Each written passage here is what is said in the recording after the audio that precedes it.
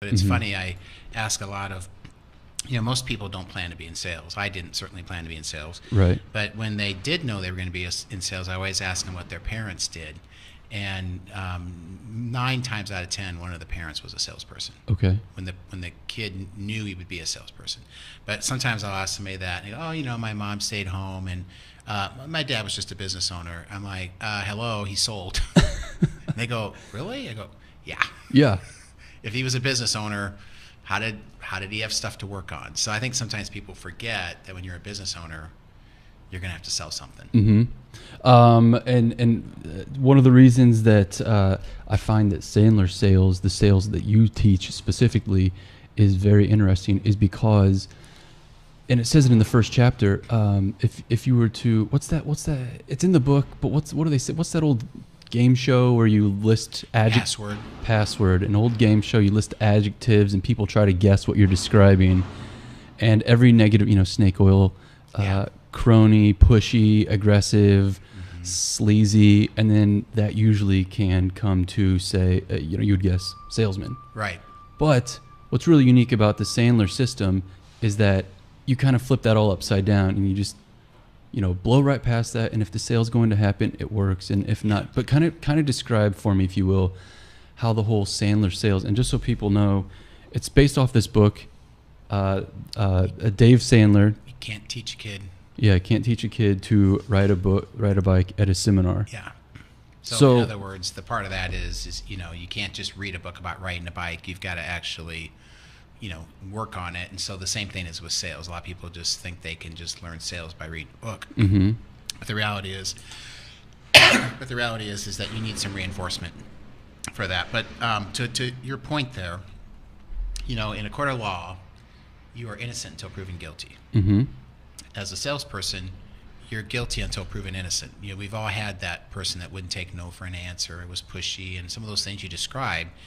And so when you darken a doorway, or someone darkens your doorway looking for something, they kind of assume you're that until you prove them otherwise.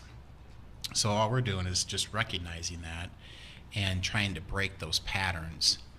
And a pattern would be when you walk into a department store and the person there says, can I help you? And what's the typical response? I'm okay, I'm just browsing. Yep. Or I'm just looking or whatever. So those are patterns. And those patterns aren't helping anybody. Right. So what we're saying is let's break those patterns and let's ask a better question instead of getting an answer that we don't like but we continue to get. In the background, for those who aren't really sure, if you read the book, David Sandler lays out kind of where he was at in his sales career, and basically he was doing all the stereotype of what salesmen do, knocking doors, getting told no, getting told maybe, send me something in the mail, or I'm not really interested.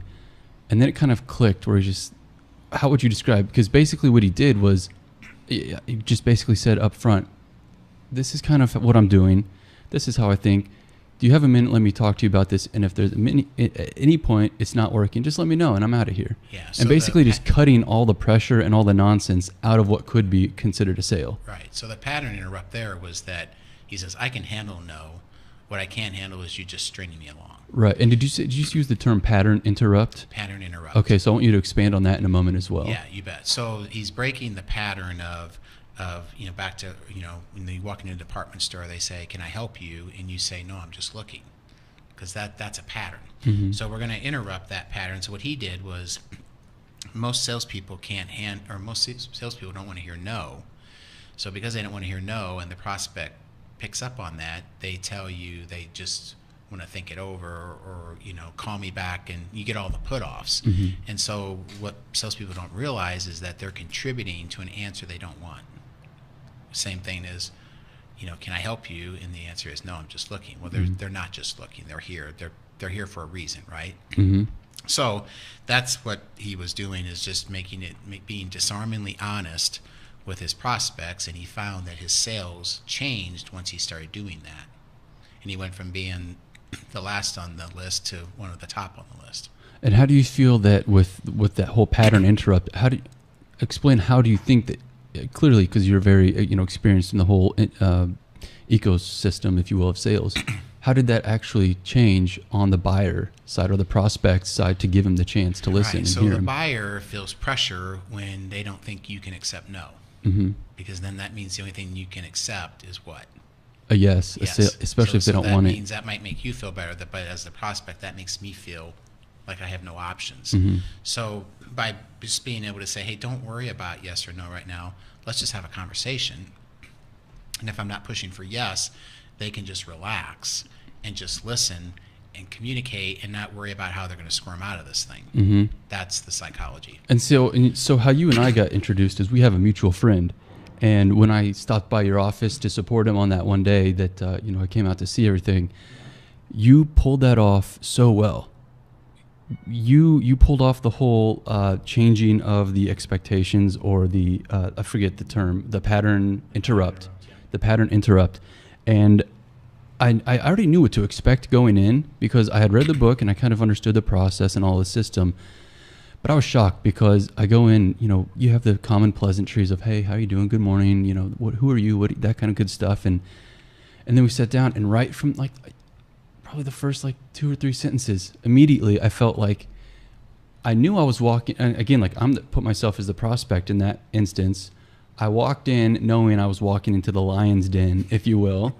And then within the first 2 or 3 sentences of you talking to us, immediately my reservations were lowered, my guard was lowered, and I thought, okay, why not? Whatever. Let's hear it out. Let's hear it. And then, clearly, if you will, can you go through that process of what we talked about there? A couple because by things. the end, I was just said, okay, you know what?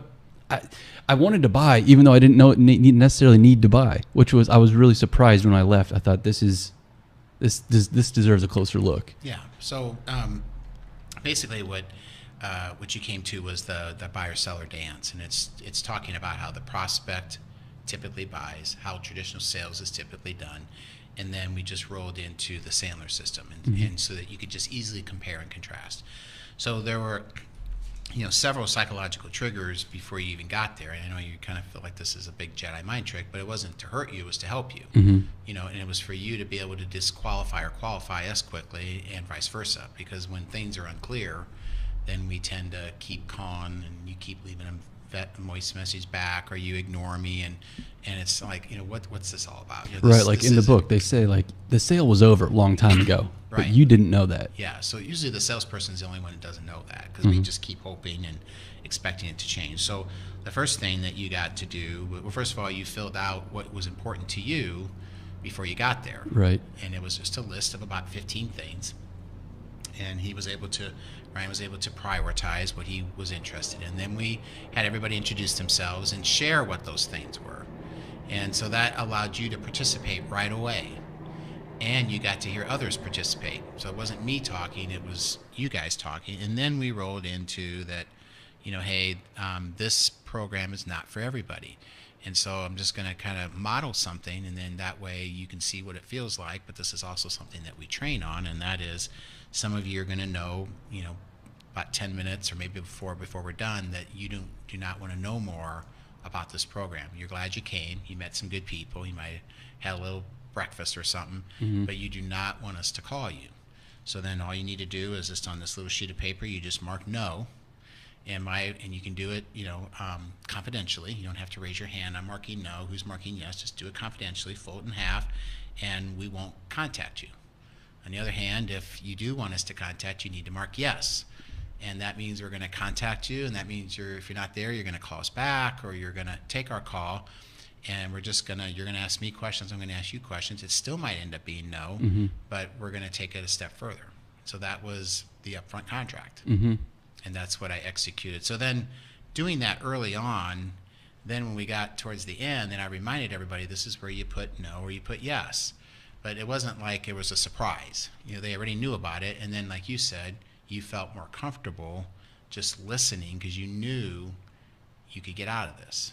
Yeah, right. I mean, it seems like when you aren't doing that, sometimes you might always have in the back of your mind, oh, when's he going to pounce? When's he going to pounce on me and say, give me the sale, that type of thing. But you're right. That upfront contract, as they call it, was very reassuring, very calming, if you will. Right. Yeah. So then you're trying to think of, what am I going to disagree with so that he's not surprised when I say no? well, then you're not even listening anymore. You're thinking about how you're going to get out of it. You're not even taking in what you see what I'm saying? So, Yeah. so the same thing can be done on a sales call, so that we can be, again, disarmingly honest. I want people to be disarmingly honest with me. When you say sales call, so are you talking, I mean, sales call, clearly. What other mediums does the Sandler sales system work with? Seminars, I imagine. If somebody needs to do a seminar. Any phone work you're doing. Mm-hmm. One of our call scripts is, hey, how about I take a couple of minutes to share with you who I am, why I'm calling, and you can decide if you want to continue the conversation. Mm-hmm. There you got an out again. Or it could be the first appointment, the subsequent appointments. It could be, just anything. Yeah, so then would it be fair to assume there's really no medium that the sales system doesn't work on? As long as you're communicating. Yeah, as long as you're talking to the decision maker, there's really no reason not to. Yeah, it wouldn't work with e-commerce because there's no dialogue. Okay, right. But anytime there's a dialogue. Okay. Mm-hmm. I'm curious. Have you heard of the guy Bill Good? No, but I love the name. Better than Bill Bad. Bill Good is a guy who is very similar to David Sandler. He wrote a book. He's written a couple, sales books, but he kind of coins himself and calls himself the reason the do not call list was invented. And back, his very similar story as David Sandler. Back in the 80s, he was doing, some sales, and he kind of found a system that worked really well for him. And then he went on selling those system like the Sandler system. Yeah. But what he started doing was he started working with a lot of major financial groups, like the Merrill Lynch's and the Lehman Brothers groups and whatever major groups of the 90s were around. He had them, and similar to Sandler, where he had these guys. First off, you put a script down, because if you don't write a script, and this is something that Bill Good says, and I'm sure that Sandler would agree, is that if you don't have a script down, you're going to get a script whether you write one down or not, because after maybe say the 10th or 20th call, whether you have a script that you can monitor, like the scientific method where you test it, that's one route to actually do the script. If you do no script, then you're going to mentally just keep repeating the same thing. You might not realize it, but it's in your best interest. And then from there, his whole thing is very similar to Sandler, where it's as soon as someone says, I'm not interested, say, okay, thank you, have a good day, and go on to the next type of person. But I was curious if you were familiar with Bill Good. No, I'm not. But you know what? There's a lot of folks, and that's not a judgment towards him. It's sure. There's just a lot of different things out there. But what I like about what he's saying is, there's just some people that just don't qualify. Right. And sometimes when people say they're not interested, they may be, but if you've qualified them and they say that, then it shouldn't be a surprise to either one of you. Well, Sandler says that all prospects lie, whether they know it or not. How do you explain that? It's more specifically. Everybody lies. Yeah. Yeah, not just prospects, but we put prospects because that's primarily what we're talking about. Sure. I mean, it's biblical. I mean, it's even in the Bible. Everybody lies. Yeah. So some people just go, they do. And I'm like, you haven't? So as a salesperson, if you don't think people lie, I'm telling you right now, that is not helping you. Mm-hmm. Because if you take everything at face value, you're missing the mark. So that doesn't mean I'm expecting people to lie. I'm expecting them to tell me the truth. But I'm just prepared if they don't. And if I'm taking notes and things aren't adding up, now it could be that I misunderstood, because I do that. Mm-hmm. It could be that I have some lies in there. So all we want to do is just verify and try to find out. At the end of the day, what we're looking to do is get to the truth. And if the truth is that they don't value what we do, or they don't want to grow, or they don't want to get better, and there's a lot of people that fit into that category. I know that's shocking to people, but 80%, maybe 60% of the salespeople out there just want us just status quo, stay comfortable. They don't want to grow. So why would you spend time, money, and energy on something that you just want status quo? That's not going to happen. Yeah. So you mentioned that. I'm curious, with the number of people that join your company and get some consulting from you and your team, what would you say is like the success rate? Have you gotten it to a point where you can pretty much identify people's psychological weaknesses or so? Well, we have a couple ways and help these people to really break through that ceiling. Yeah. So couple things. One, really in general, there's only about 20% of the companies out there that are a potential fit for us, which means 80% aren't. Okay. So when we start working with somebody, our goal is to get out of the 80% of the people's way as quickly as possible. Okay. Because they don't really want it or need it, and it's not going to work anyway. So let's just not become part of the problem, and let's just get out of the way. The other 20%, then, that they're at least potentials, but that doesn't mean they're going to become our clients, because otherwise we'd be working with 20% of the companies out there. Sure. So one of the things we look at is we assess. Like if a company comes to me, I'm going to assess them, or an individual comes to me, we're going to assess them based on competencies and behaviors. And so a lot of people say, well, yeah, the reason you haven't taken assessment is because you just want to talk them into sales training. And it's like, no, it's actually the opposite.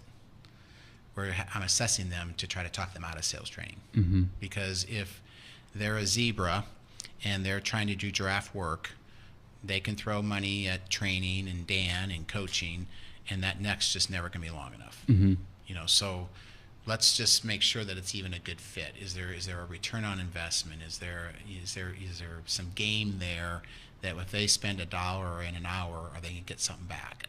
Mm-hmm. And then the other part of it is that's more of the competencies and behaviors. But having said that, I've had some people that maybe don't have the best competencies, don't have the best behaviors, but they've got a big why. And so the why is the gap, WHY. So if someone is talented, competency and behavior wise, but they don't have a why, that may not be a good fit. So you mean somebody who's just out there to sell, just to sell, or sell and just to make money? I'm making $250. My wife works too. We're good. Okay. It doesn't make sense. Their heart isn't in it. Yeah. I would suggest just keep doing what you're doing, because anytime you change something, it's difficult. Mm-hmm. So why change something and make it difficult when you're happy where you are, right? So then the other side of that, though, is some people have a big why, not a lot of competencies and behaviors, but they can still get it done. Mm-hmm. So an example of that would be 2 kids grow up on a block. One kid's just naturally athletic. The other kid's not. But the one kid, he loves football. He's just not naturally gifted, but he loves football, and he wants to be a professional football player. He could potentially still be a professional football player, and the talented kid doesn't, because his why is so great, and he's going to outwork and outdo whatever. Mm-hmm. And then occasionally, and this is rare, you'll have someone who's athletic and has a big why. But that's a really, really small percentage of the population. That's in like the 1% range. Mm-hmm. And I've come across a couple of those folks, but that's out of a lot of people. Well, so in the hundreds or even thousands of people who you've worked with over the years, what are some of the more common people who you see who just drop out? For somebody who might be listening, who's like, I think I might do that. What are some of the more common character flaws or behavioral flaws that find people that fail? They're kind of a big talker and not a big doer. Okay. They say all the right things. They sound like they're going to do the right things, but they're kind of all talk and no show. Mm-hmm. So it sounds like this. Oh yeah, man, you bet. I'll be in there once a week. Yeah, I can't wait to join. Yeah, I can't wait to participate. And then 2 weeks goes by. I haven't seen you. When you coming? Oh, I'll be there next week. And then they come once. And oh, this is great. Yeah, I'll be back. And then they don't show up again for 3 or 4 weeks. Okay, it's the beginning of the end. Mm-hmm. I mean, you don't just write me a check and things magically happen. It's kind of like high school or college, for example. Just paying tuition doesn't mean you're going to graduate. Because there's a lot of showing up in your office and being accountable for your work or lack thereof, right? It's not just, you don't just come in the evenings, do an hour-long note-taking session, and then go home. Or just listen to some app or whatever. Yeah. I mean, you need to participate. Or the other part of it is they're not seeking me for coaching. I'm not the boss of them. I can't make you come in. Mm-hmm. You have unlimited coaching with me, but if it's been a month and you still haven't had anything you want to go over, like I'll call you and say, hey, we have, you've come to the sessions, but we haven't any coaching. What would you like to work on? I don't have anything right now. It's kind of like, how do you not have anything?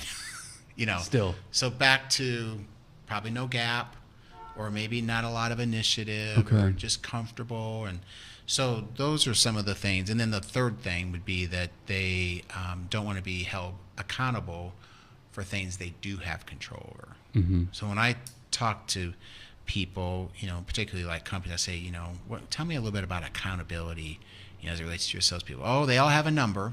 Okay, what, sure. So they need to make, okay, and so then tell me about that. Well, they have this number, and then I said, well, what happens when they don't make the number? And we're talking about sales trainers here, right? Like this. Talking about VPs of sales. Okay, yeah, the head of sales or people. we're talking about business owners. They go, and then so that's an outcome accountability. But then, so that's a red flag. And then I'll say, well, what about just what they do day in and day out? Well, they're supposed to be on the phone. Sure, but how much? Well, it depends on the person. So how much? Mm-hmm. I don't know. Well, how can we hold someone accountable when we don't know? See where I'm going? So then they don't really have a system or any type of true figures in place to figure out how to make a sales team run properly. Right, and they don't know what the individual, recipe is by individual. They just throw out generalities. So if I just do average numbers, what am I shooting for? Average. And then people don't even do that. Mm-hmm. So then they wonder. And and I found that exact problem when I first started. Again, back to the whole thing. Nobody grows up wanting, I want to be a salesman when I grow up. Yeah, but about 10% do. But you realize, yeah, exactly. Yeah, but most don't. But 99% who want to build their own thing realize it's necessary. And what I realized, once I realized, I don't know how to sell. I don't really even know what, and you start looking on the internet, start getting books. And then the best analogy I could come up with when I was trying to describe that situation is, imagine if Christopher Columbus wanted to sail to the New World, or any of those people for that matter, the pilgrims. You don't just jump in a boat and go, all right, we're going to sail there. And then, nighttime, daytime, you arrive, Mm-hmm. You have to have a plan. I'm starting here. I'm trying to get to here. They probably have some experience and been developed, and you have to make sure you got the right crew. You got to know how to navigate the stars and the sun and the trade winds and all of that. There's a lot that goes into it rather than just, we're just going to, whatever happens this month happens this month. Yeah. However, our sales this month is how it is. I imagine a lot of people come in who don't have, who are like that, really just kind of like plan. going in a circle with their boat. Yeah, one of the things David Sandler called it is hysterical activity on the way to the grave. Mm-hmm. It's just random, hysterical, just try this, what about that? I'm doing stuff, I'm working, but when you're a commissioned salesperson, if you're not working effectively, we always say you are worth exactly what you're making if you're in commission sales. So if someone says, my gosh, I can't believe I'm only making $40,000, if you're in commission sales, that's what you're worth. Because now you could argue if they're in their first year or something, but what's nice about commission sales is you do get paid what you're worth. So if you are a $200,000 person, you will make $200,000. Absolutely. And no one can just pat you on the head and say you're only worth 50. Yeah, because literally you just proved that you are worth whatever that number is. Yeah. What I imagine with all the different types of people come in, they have all the different mediums they're trying to sell on. What are some of the more unique tactics or sales stories you've come through? Because I know some people go door-to-door selling, phone call selling, seminar invite selling, every type of way to try to sell. What are some of the more unique ways you've seen people come up with and be successful at sales? As far as building their business? Right, building their business outside of just the normal. It's so unique. It's we always say whether it's Sandler, Dale Carnegie, Miller Hyman, or Bill Good, there's a lot of good systems out there, and but the question is, are they proven? And I don't know about Bill, but the other ones I mentioned are proven, and so but they're only proven if you follow them. Sure. Right, but so there's not, and the other thing is are we vastly different than those three? No. So someone says, well, why Sandler over Dale Carnegie and Miller Hyman then? Well, it's because the one that you use is the best one. So where I'm going with that is the best way to build business is through referral. It's just, there's just, now can you get creative and how you get referrals? You bet. But that is the percentages are way higher. And, and some people get referrals that don't ask. And that they always say, well, I'm already getting them now. And I just said, gosh, imagine if you asked. Sometimes people don't do what they're supposed to do because they're being rewarded for not doing it the right way. So you say asking for referral. Just about 2 weeks ago, I was at a luncheon by a financial management firm that we do a lot of business with. They're awesome guys. They're really sharp, smart guys based out of Chicago. So the first, hour was going over economic stuff and going over, financial status stuff. And then the next 30 minutes or so, they brought in, they had their top producer consultant guy, who specifically only helps with the top producers that work with those guys. And he actually mentioned referrals, and he says, "Are you asking, who, show of hands, who asked for referrals?" Da, da, da. People put their hands up. He says, "Stop it today." He says, "If you're doing it right, you should never ask for a referral." And he kind of laid out a way where one of his top producers was getting referrals like crazy, but he never was asking. So when you're talking about referrals, I would say stop asking ineffectively. Okay, yeah. So I would that's not say stop asking. okay. So how would you build on that? And I'll give you an example, because he said that this guy, he would sit down with mom and dad client, or Joe Schmo client, whoever, and he would always have a story to tell about how he was helping out an existing client with something, and then that would spark in that person, that his client in front of him. That's a third-party story. The third-party story, and that guy would say, "Oh, I know somebody who could help you with that," and he knew enough about the client that he knew that story would trigger that thought. So when you're talking about referrals, what are some of your best tips for referrals? So that can be one of them. Is Okay. just saying, hey, what's unique? Or I could say, what's unique about why you work well with us is because of this and this and this. Specifically saying why you're a good fit, and then asking around those things, because birds of a feather do flock together. Yeah, I would never advocate not asking, because why not do something that you have control over? Yeah, true. Right? So, sometimes people just take things too literal, and, he might be able to get away with that, but I don't think that's a leverageable and transferable skill that I would recommend for the masses. But another example could be, what happens, why people can't think, they want to help, but they just don't know how to help, is they can't think of anybody. So the third-party story is a way to help them think of somebody. Another thing that we have all of our clients do through a referral process is they come up with a referral sheet that allows someone who wants to help you 4 different ways to think of somebody. So it could be by your 30-second commercial. It could be by the certain size of companies or people you're looking for. It could be by niches that you have. These are the 6 top industries that we're currently working with. I didn't know if you knew anybody that was in commercial printing, or I didn't know if you knew of anybody that was in financial advisory services, or an insurance person. Because what that does is it helps go from vague to specific. And then the last part is just the third-party stories. Those are the 4.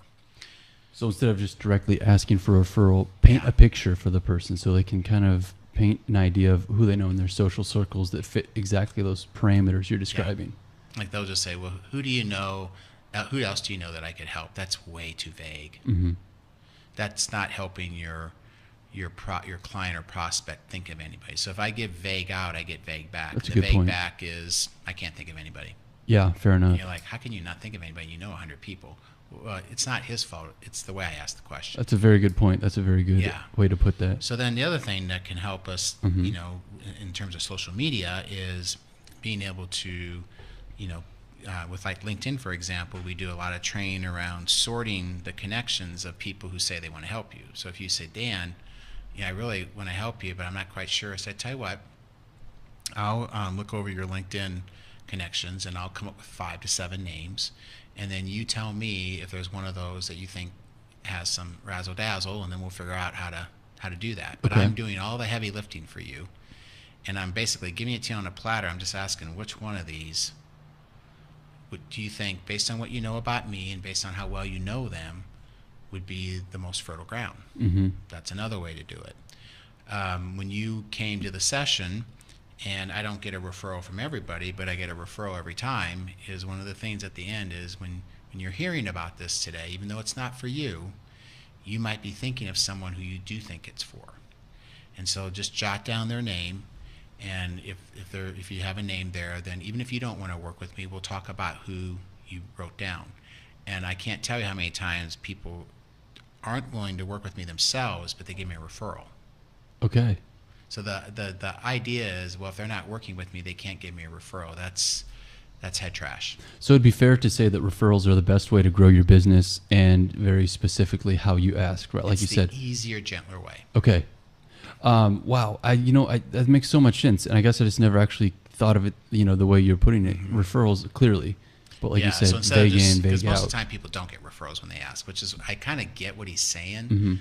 but he's taking something too far, and it's that's not the problem. The problem is they're not asking well. Uh-huh. So I would agree. Don't ask, hey, who do you know that? Who else do you know that I could help? I mean, Yeah. is that better than nothing? Modestly, but I would just come up with a better way of doing it. Okay, so let me ask you this. Back onto social media. How many years have you been doing the whole sales training now for? So I'll be celebrating 12 years in September. Okay, so in the last 12 years, how has social media really because internet and social media has transformed everything. Yeah. How have you seen, and I imagine, and just off the top of my head, as an example, if you have a small business that you're trying to bring more people in, Yelp.com is a huge referral source to build that social proof. Yeah. So how have you seen, and how have you kind of incorporated into your training using social media, like LinkedIn? That was a great one. Yeah. What are some other examples? So I think sometimes people try to do too much and then they never really do anything, so, and I'm going to just use my as an example, but I'm going to make this recommendation to anybody. I'm really, really good at two things and only about three things within those two things. Okay. So I'm not on every social media site, and I'm not on, in fact, I get things for Google Hangout and all that stuff, and I just can't do it because I know myself enough to know that I can be a member of all those things but not using it. Yeah, so right. most of the people that are on LinkedIn are what I call passive users. Okay. And the same with Facebook. Now, and you could say, well, I post stuff all the time. That's passive. Passive is throwing something out there just hoping somebody looks at me. Active is actively calling or getting a referral to somebody. So when you just post something, a blog or whatever, that's marketing.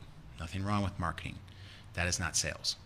Sales is when they look your way, the minute you pick up the phone or you send a targeted email or you respond, the sales starts as soon as it gets active. So I use LinkedIn and Facebook. Those are the only two I use. If I were going to add one, I'd have to reduce one because I'm not going to be on every site and just hope things happen. Yeah. And I'm not against the other ones. It's just I feel like these are working for me. So, but the point of that is now, for example, particularly LinkedIn, if you're in business, I think you're missing out if you're not on LinkedIn. Okay. Because the first thing, I don't even go to people's websites anymore. This is just me, because why would I go to the website when it's just there for the taking on LinkedIn? I can see who they are, where they've been, the company, and I see their resume and who they're connected to. Why would I go out to a website? I mean, that makes no sense. It's just all right there. I don't have to hunt and check. And even when I go, like, for example, if I looked at your company, you'd probably have your company listed there on LinkedIn, and it's easy to understand instead of going through the website and having 50 pages and it's all gobbledygook. It's a good point. It's outdated. Yeah, a lot of people say a website is just a modern day, just a digital billboard. A lot of people are not active in keeping their website engaging. They're if you usually will. outdated. Yeah, very much so. Absolutely. So LinkedIn is typically updated. It gets updated as soon as someone quits a job. They update it right away. Yeah. So that's one thing. The other thing is I personally, sorry to all the list people out there, but I don't know why you would buy a list if you're on LinkedIn. Okay. So when you Unless say buy you're doing business to consumer, maybe. So yeah, when you say buy a list, you mean like a list of leads. Yeah, and I don't really know. I've done that once before, many years ago, and again, like with do not call lists. Yeah. And with other caller ID, people using their cell phones, that kind of stuff. The lists are not quality. Maybe not like they were in the 80s. They're outdated immediately, and on some level, so is LinkedIn, but it's less outdated. Okay. And it's constantly being updated. And here's the other big thing: it's free. Yeah, it's free. Just give them your email. Yeah. So how do you prospect on LinkedIn without coming across as, because you've probably received these. Sometimes you get a message from someone who just straight off the, I don't know this person, I don't recognize that name or that face, but the first thing they did was try to connect with me plus a message, and I can tell the sale is building already. Maybe, maybe not. So the way I look at it is, and I ask people this: what marketing campaign or advertising campaign do you currently have that is generating 6 to 10 leads a month per person? Everybody goes, I don't have anything like that. Okay. Well, how many invites are you getting a month on LinkedIn? And even people that aren't that active will say 6 to 10. So the goal of marketing is to get people to look your way. And there's people looking your way, and I see this all the time, and salespeople are going, I don't know you, delete, delete, delete. Like, well, that's great you feel so good about yourself, but you probably had 2 good networking opportunities in there where you guys could be ambassadors for each other. You probably had maybe 2 potential clients in there, but you didn't know them. So are you with me? Mm-hmm. I mean, someone says, I want to meet you, and you go, eh. I mean, where is that in sales school? Yeah, that's a And I very don't know good where point. that comes from. So I get a minimum of 4 qualified phone appointments a month just from my LinkedIn invitations. Okay. And I usually have at least 3 meetings out of that. Okay. Because if they look interesting to me, then I'll say, hey, look, I appreciate you inviting me. Isn't that nice? Mm-hmm. Someone invites a salesperson to something. How often does that happen? Yeah, right. And then I said, besides linking in, it depends on, what do you think about grabbing coffee or scheduling a phone call so we can learn more about each other? And these are the responses I get. I would love that. Okay. And especially because, again, like the stereotype for a salesman or a sales trainer, again, we've already gone over this, everybody knows it, it's not a positive one. Right. And it's being a salesman teacher, people have to look at you like, come on, man, you're not helping anybody teaching salesmen to be more salesmen. Right. But clearly it's, you fought that stereotype and it's not happening. It's working. Yeah, I mean, there's a reason. A couple of times this happens, they go, I'm so sorry. It was an accident. Like, no worries. And I just remove them. Okay. Sometimes they go, it was an accident because there was this button and it sent out invites. It somehow looked at my, or I didn't mean to hit you and I did, or it somehow invited like 50 people and you were one of them. And even then, they go, but you know what? I wouldn't mind meeting with you. So even though there was an accident, Okay. they're still willing to meet. Mm-hmm. But those are things that people are not thinking through because they see LinkedIn as a necessary evil or just a passive thing and not an active thing. And of course, the other way I use it is through the referrals.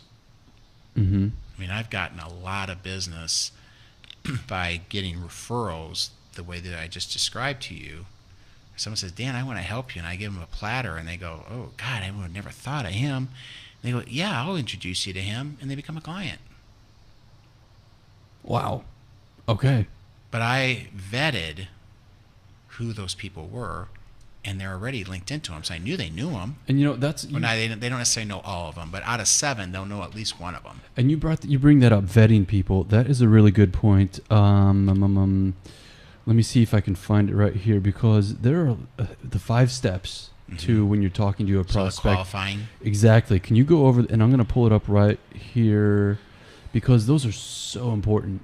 Yeah. So much. And again, like I said, I can relate to what we're talking about here because I was in that very fresh green behind the ears where I was talking to, I'd call somebody and I would call them back for 4 months thinking something, but like we said, the sale was over months ago. I didn't know it. And they may not have even qualified to begin with. Absolutely. So, Yeah. okay, here we go. So how do you go through those steps of qualifying in case somebody has no idea what they're doing? Well, there's 3, first of all, when I go through LinkedIn to do that, I'm looking for a certain title, and I'm looking for a certain size, and I'm looking for people in the Kansas City area, and I'm looking at certain industries. Mm-hmm. So those are my 4 qualifiers. And the reason I do that is because, our qualifiers are paying budget decision.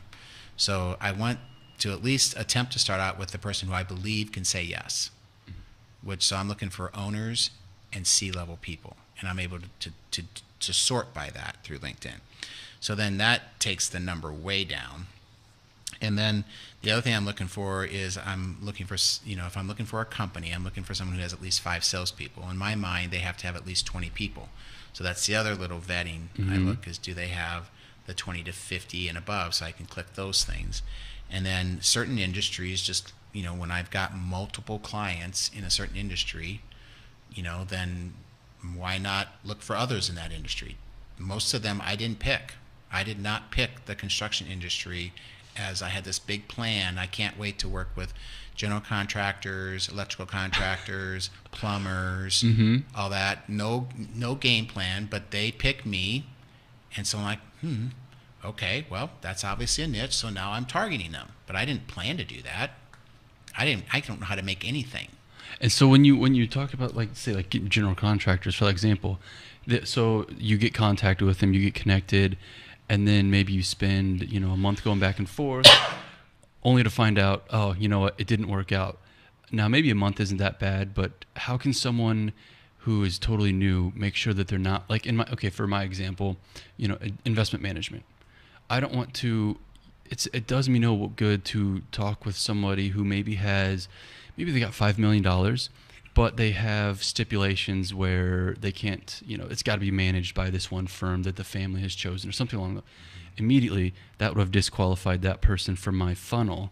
Right. But if I were new to all of this, I probably would have just kept chasing them, not realizing that I need these bullet points. So I imagine a new person, and whether it's construction or flower shop or investment or insurance or whatever, you need to bullet point out your minimums. Ideal. Yeah, I suppose. When you were first in the business, you might not have had a minimum. If they could fog Right. a mirror and they talk to you, you talk to them. And that's not a bad thing, but that's kind of how it goes. Mm-hmm. But that doesn't mean it stays that way. So, for me, again, that they have 5 salespeople, then I'm looking for the companies that would be big enough to potentially have that. On an individual, I'm looking for somebody who's probably, at least 30, preferably 40, been selling for 10 or more years, and believes that they have at least a $35,000 gap in their personal income. Okay. That they believe if they were better they could make. So let me put that in context. Sure. So let's say they're making $120,000 and they're just kind of hitting their head against the wall going, there's no reason I can't be making 150, 170. I mean, I believe with my heart of hearts, but I'm working on it and it's not happening. Well, that's a $35,000 or more gap. If someone says, I'm making 40, I'd love to make 50, doesn't qualify. Okay. That doesn't qualify for what we're looking for. Now, there's people out there that can help them. It's just not us. Right. So you got to kind of know that about yourself. You know what's a good fit. And that way, when you're asking for things, being more specific. Even when I ask a referral, one of my referrals is, I'm really looking for, like a business owner or a peak performer within a large company. And they are sort of isolated. The business owner is isolated because he runs the company and people kind of tell him or her what he wants to hear, but they don't really. And a peak performer is isolated because everybody's got a target on his back. Right. And they don't share information with him and they're trying to knock him off. So, but what's interesting about that is if they have at least a $35,000, $40,000 gap, I'd like to talk to them. Okay. And they're probably between 35 and 55, been selling at least 10 years. And these are some industries that are good for that. So all of a sudden people start to see a face. Mm-hmm. So it's more about seeing a face than it is about asking for a referral. Because once they can see the face and they go, oh, you know who I just thought of? I wonder, do you know so-and-so? No, I don't. Tell me about him. Mm-hmm. But all of a sudden they thought of someone because I got really specific with you. And a lot of salespeople just say, everybody, we work with everybody, anybody. Well, that's not going to get your referral. I can't agree with you enough. I've always said, if you are somebody for everyone, then you're nobody for anyone. That's right. Because the moment you start to, I've had this conversation with people in sales before, saying, look, I'm no sales expert. By no means am I a sales expert, but I can tell just from being a human being that let's say if I get in trouble for whatever happens and I need a lawyer. I don't want to go to a lawyer who does traffic tickets, who does small claims courts, who does accident injury, who does workers' comp, who does international defense.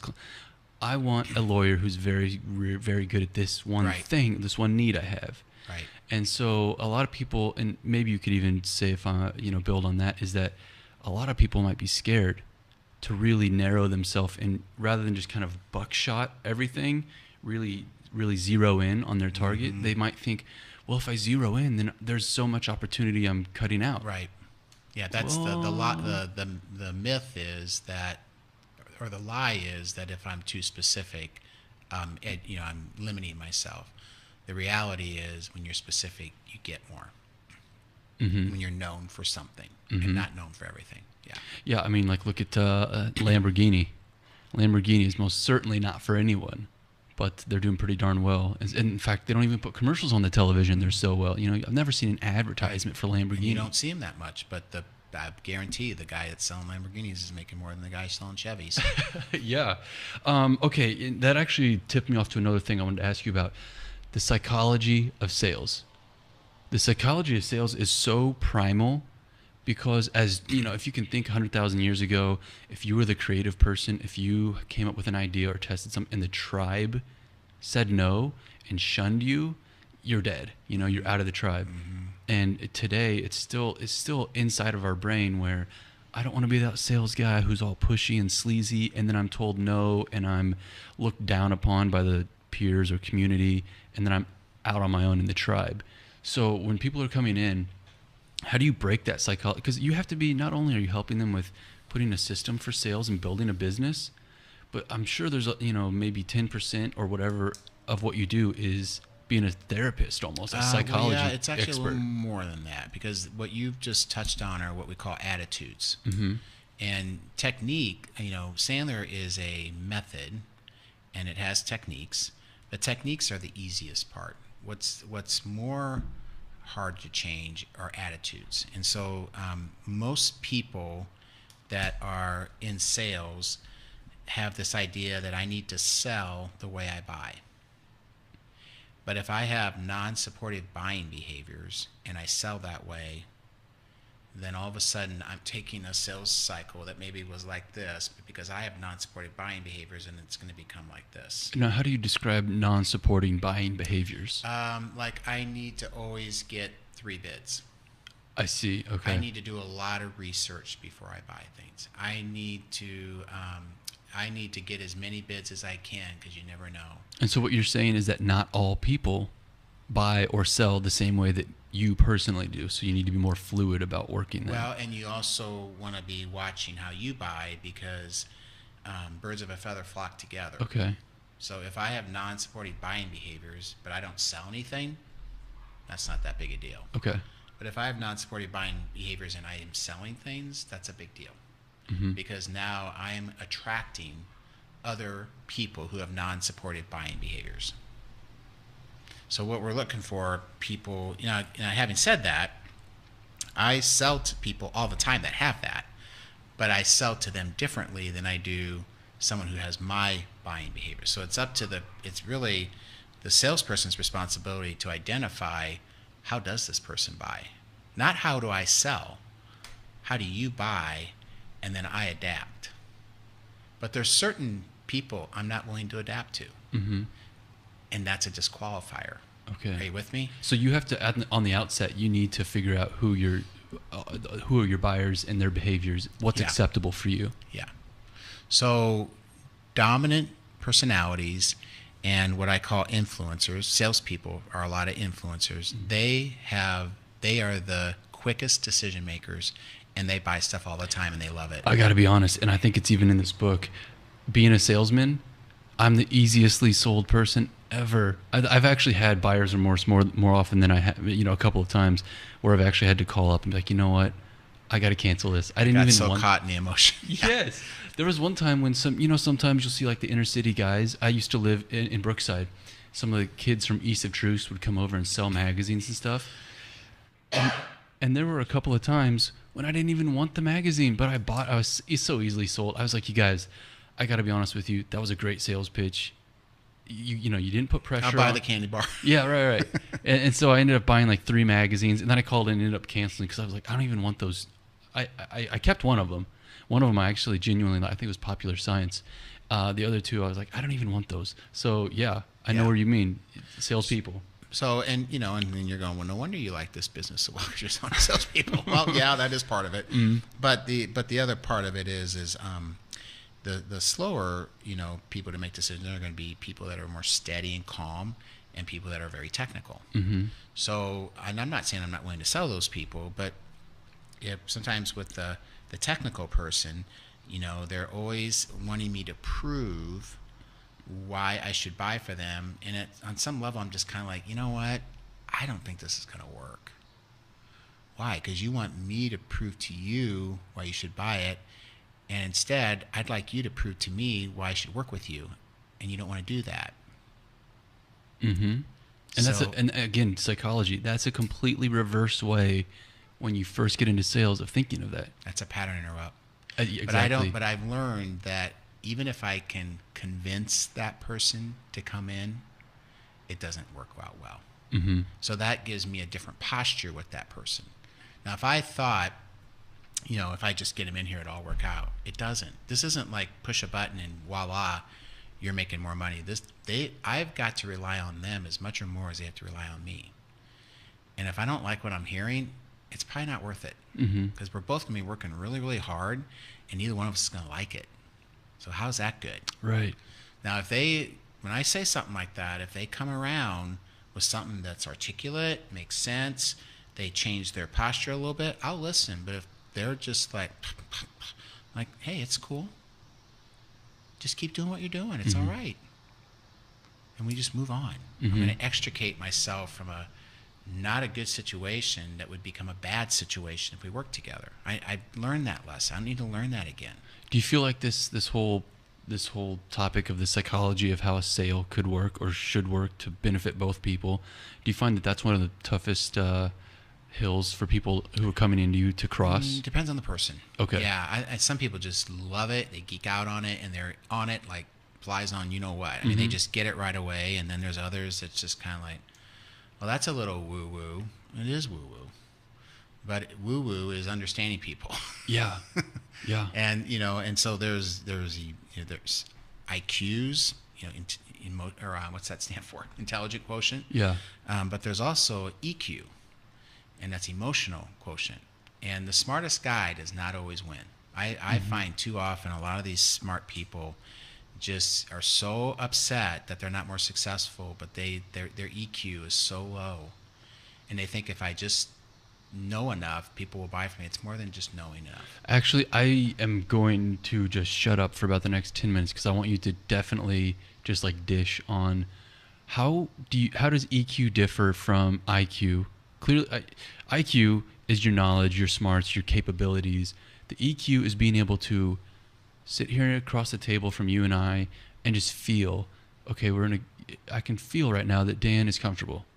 Not necessarily like, his arms are crossed, Right. He's defensive, or he's got beady eyes, he must be suspicious. Right. But there's something about, you and I have talked now, I think it's like 45 minutes or so we're in, and we can tell how the other one is feeling without really even describing it. So and again, this goes back to the psychology of where sales is coming from, to convince someone to part with their money with what you have. Right. How do you build that EQ? How do you recognize Yeah. where your EQ is in the process of a sale, or just any interaction for that? Because sales also, before you're even in a business trying to build business, you could easily translate all of this to like high school trying to talk to a girl, trying to ask. Very similar to dating. Trying to date, trying Or to if ask. you're the one that's doing the prospect, it's very similar. Yeah. Yeah. So Now my kids, this didn't happen so much when I was growing up, but now girls are prospecting as much or more than the boys. Really? Yeah. Okay. Yeah, I that's an interesting one. At least that's what I've experienced in our family. But Okay. that's a whole other day.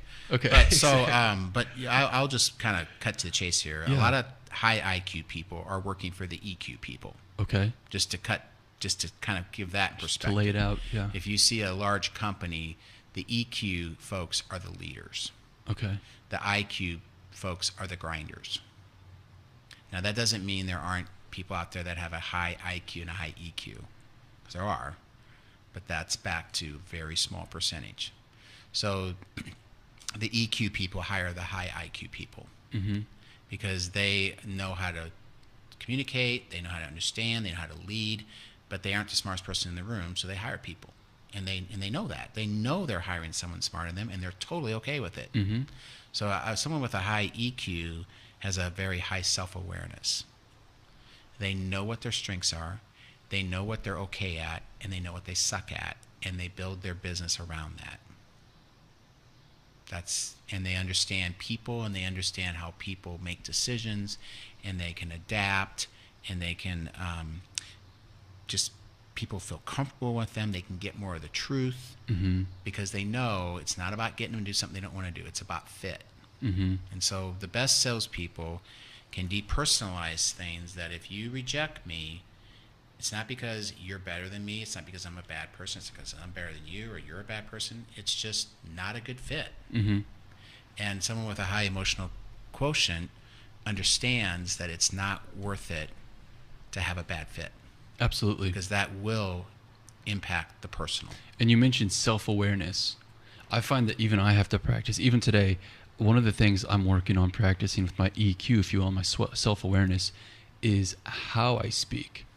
Not what you say, but more how you say it. Mm-hmm. Like, again, if you and you could use this in sales, or if you're trying to date. If you walk up to a really pretty girl, you might start talking like faster, and you don't even realize that you're talking faster, and then you're stumbling over your words, and you're talking like up here out of your head. Yeah. As opposed to like when you see in the movies, it's like, "Hello, I'm Ryan. I'm from Kansas City. How are you today?" Right. And that's like, you could have said the same thing both ways, but it's so different. And again, Yeah. like you said, it's this self-awareness. And you know, I don't know if I'll ever be perfect at this self-awareness with my voice and Nobody my will. tone, but at least enough to be aware that you have to take a deep breath. It's just, you know, it's just a Well, and girl, the voice or it's just and a tone sale. needs to match their personality too, because if they're a little bit more of a dominant person, they probably want a little bit of a dominant person. Does that make sense? You know, so it's not just that there's this magical way that works for all the girls. There's different things that work with different girls. Mm-hmm. And so Or sales. And of course you got to kind of know what kind of girl do you want, though, because why are we even talking to girls that you just know it's not going to go, it's not, I mean, you can do whatever you want, but if you're looking for a long-term relationship, the more I talk to this girl who's not a good fit, I'm wasting time and eliminating the ability for me to talk to someone else. Yeah. So that's the way we look at sales. Is every minute I spend with an unqualified prospect not only hurts them, it hurts me, and it robs me of the ability to talk to someone who does fit, because I can't talk to them when I'm talking to a bad fit. So then, how, you get people who coming into your sales system? Do you work with pretty much everyone? One of the things, the tenets they have to identify and work on is their EQ. No. Okay. So what we do, anytime you try to make adults do things, whether they want to or not, it doesn't end well.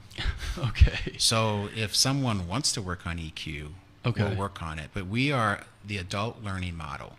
So while they're coming in and they're getting exposed to different things, particularly in the beginning, well, not only in the beginning, it just changes. We are always working on what they think they need to work on. Okay. We're not issuing homework just to issue homework. Because these are adults. But there is homework involved? There is homework. Okay. But the homework is at the end of every session, first of all, they just say, what did I learn? You know, just to document that. Mm-hmm. But the most important part, which is the homework, is what am I going to start or stop doing? There has to be action behind the knowledge.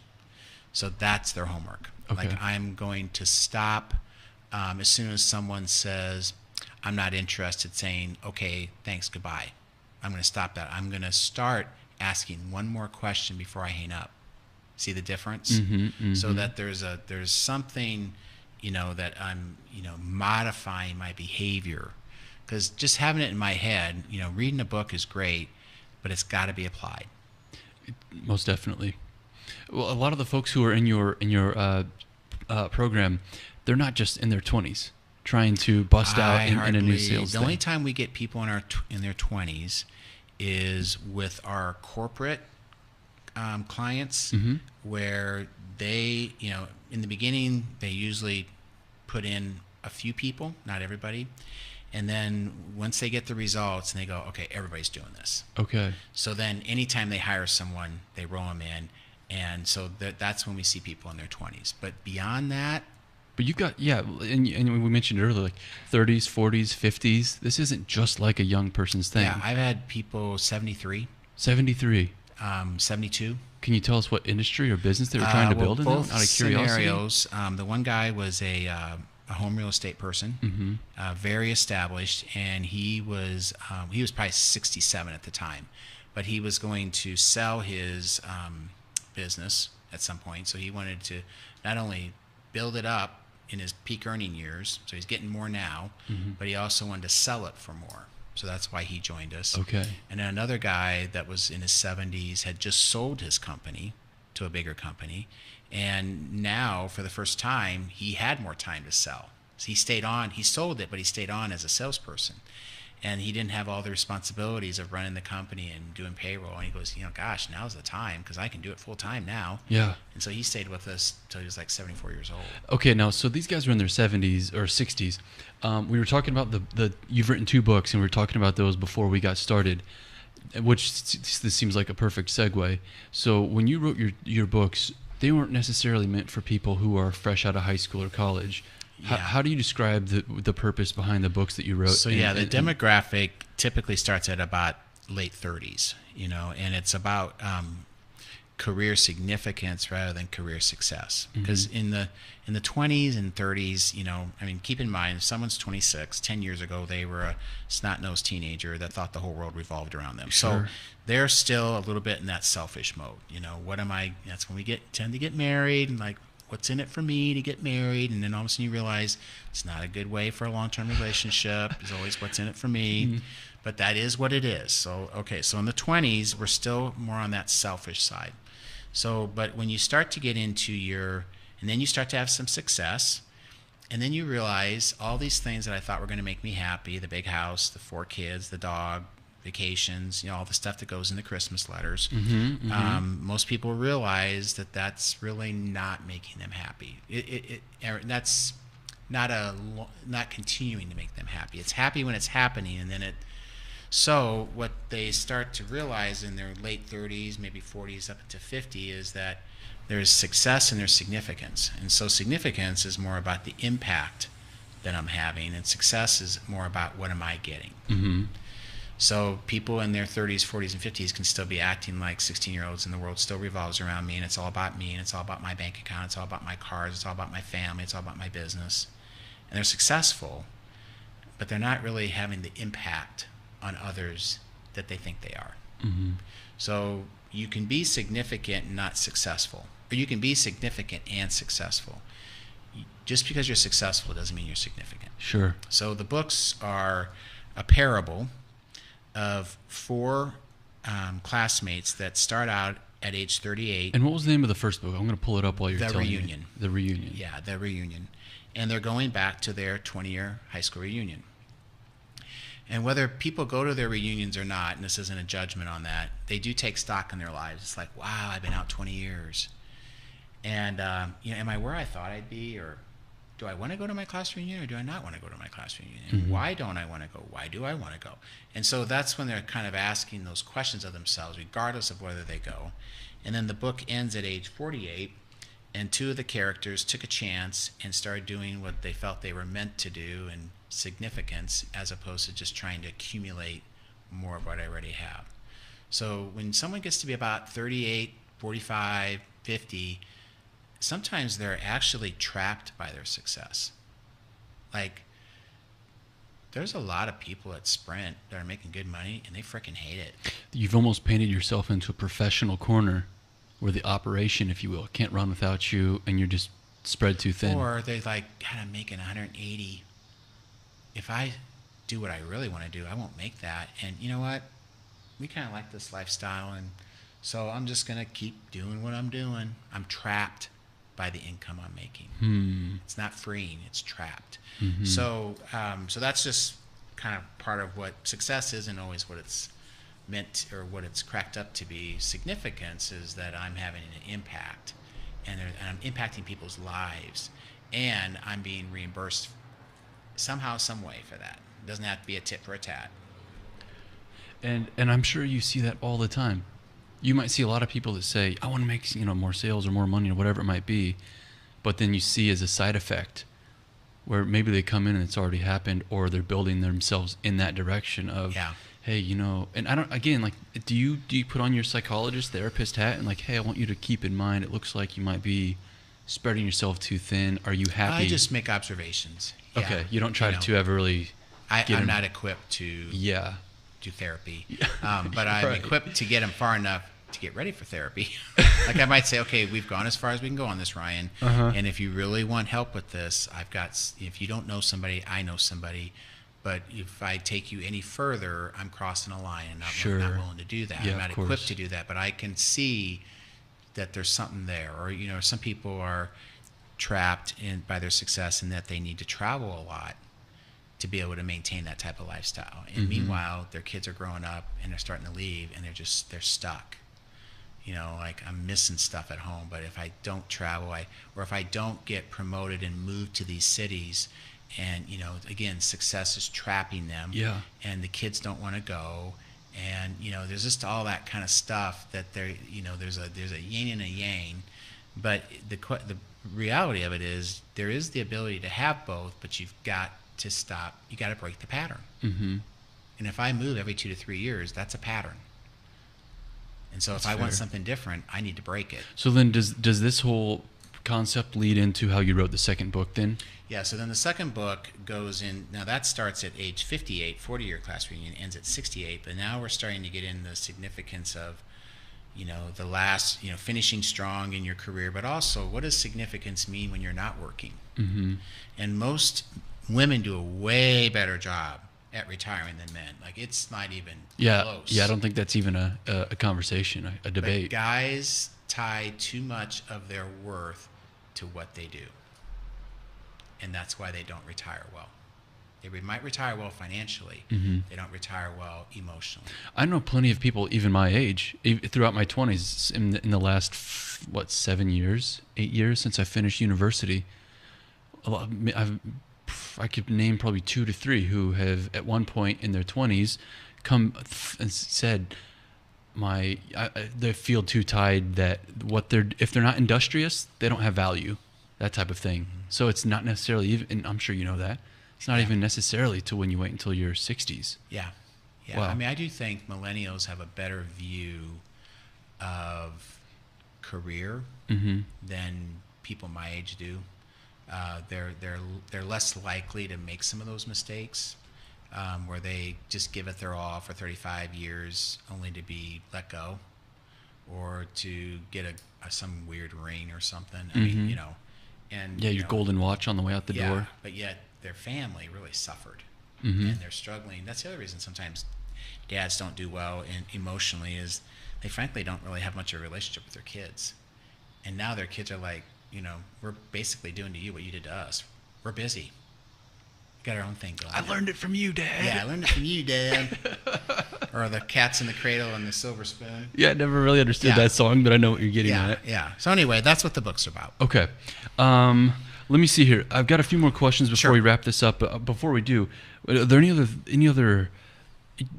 I can tell, because I've studied the whole thing. The Sandler sales system is very unique and one of a kind. Are there any other hot points or any other things that you wanted to touch on or just mention that we didn't get to regarding how unique? Well, we kind of touched on it, but I'll just say it again. It's not just using a method. It's working on attitudes, and all of us are struggling. How you approach what sales really is. And what I can't tell you how many times we're working with people and they'll just go, "Oh, I could never say that," or "I wouldn't like that if you said it to me." And the news flash is, at best, you represent a third of the population out there. So that's fine. You feel that way, and I get it. But what are you missing out on by not saying that, by not doing that, by not being firmer, by not being clear? Because a lot of them are just passive aggressive people. They're real Midwest nice until the prospect does something they don't like, and then they get aggressive. You say that, and that just sparked in my memory. I remember reading an article about 1.5 years ago where Kansas City, and who knows if it's even it's an opinion piece really, but Kansas City is suffering because we're too nice. We can't build the city as a huge business hub because the people of the Midwest are just too nice of people. Yeah, I mean, and sometimes I think it's because we don't know what we want. That's another part of it. And you got a state line, there's confusion. But you're right. I mean, it's just, we're not clear, we're wishy-washy, and we're just you don't want to be so offensive. nice, we don't really say what we want. Yeah. And, well, then you can't be upset with someone for not knowing. Exactly. Because you didn't tell them. Yeah, that's again, I totally agree. Your mindset and your attitude on how sales and sales work. And at the end of the day, there have been days when I made a personal goal to make like 200 cold calls. Wow. And I think there's a program called Phone Burner, and you just upload it like an Excel sheet to it, and you dial into their cloud number. Yeah. Are you familiar with phone burner? Well, I'm familiar with something. It's connect and sell. Okay, so but it does all the dialing for you. Yeah, and so when it gets a live person, it comes on. Exactly. Yeah, so well, as soon as the phone that hangs up, 200 doing it that way is a lot easier. yeah. So like, if somebody yells at you, you don't have to like force yourself to dial the next number. It's already dialing. Yeah, it's just always going. But yeah, at the worst, they say no, and you move on to the next. And again, you just get to improve. And it's a scientific method as well. You put the hypothesis on what your best sales pitch could be or how to approach it. You test it. And then you observe the results, and then you change it if need be, and just kind of test. And what's cool about what Sandler's doing is, you, Dan, are there to walk people through and hold their hand if they get too nervous or if they feel like they're just not making better. progress. Just to get better. Yeah, you don't graduate. Everybody goes, "Do you get a certificate or you get a graduate?" No. You just get better. This isn't. First of all, commencement exercises. A lot of people are confused of what that word means. It means the beginning. Mm-hmm. So we just see it as continual. Now you can stop anytime, but you don't graduate. You just get better. Mm-hmm. As long as you want to get better, keep coming. If you feel like you got it, you stop. But you don't graduate. You just get better. Yeah. Yeah. Okay, a few questions I want to ask you. If Eric Greitens, the governor of Missouri, called you up tomorrow and says, "Hey, Dan, I really like what you do. I'm going to give all the high school students graduating this spring a book," what would you say? What would you tell him to give every high school graduating? I would suggest... It could be a couple if you can't think of one. No, one's good. I would suggest The Slight Edge by Jeff Olson. And so or The Compound Effect by Darren Hardy. They're the same principle, but if let's say someone goes, "I don't know who Jeff Olson is, but I know who Darren Hardy is," well then it's the same principle, and it's that the little things do matter.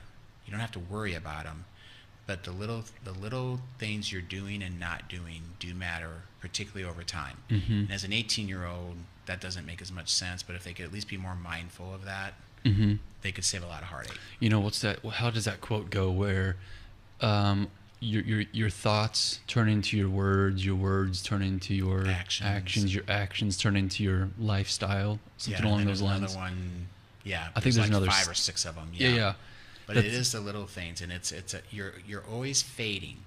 You're either fading up or you're fading down, and it's the little things that you're doing or not doing that is causing the fade. Okay.